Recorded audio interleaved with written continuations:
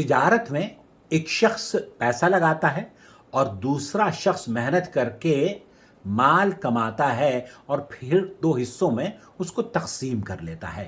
آیا اسلامی point of view سے بہت سارے لوگ ہیں جو یہ سمجھتے ہیں کہ ہمیں اگر کوئی پیسہ کما کے دے رہا ہے تو یہ چونکہ ہمیں گھر بیٹھے کمائی مل رہی ہے اس لیے حرام ہے؟ نہیں، یہ حرام نہیں ہے، یہ جائز ہے۔ سعودی عرب کی فتویٰ کمیٹی سے لجنت الدائمہ 7337 پر یہ فتویٰ نقل کیا گیا۔ پوچھا گیا کہ مزاربت کیا ہے، تو مزاربت کا معنی یہ ہوتا ہے کہ کسی شخص کو نفع کے مشترک اور معلوم حصے میں شریک بنا کر تجارت کے لیے متعین مال دینا۔ ایک طرف سے مال دیا جاتا ہے اور دوسری طرف سے محنت کر کے اس مال سے تجارت کی جاتی ہے، اور جب وہ تجارت کی بدلے یا تجارت کے نتیجے میں فائدہ حاصل ہوتا ہے اس فائدے کو تقسیم کیا جاتا ہے۔ کچھ حصہ اس عامل کو دیا جاتا ہے جس نے محنت کی ہے، اور کچھ حصہ اس شخص کو دیا جاتا ہے جس نے سرمایہ کسی کمپنی میں یا کسی شخص کو دیا ہے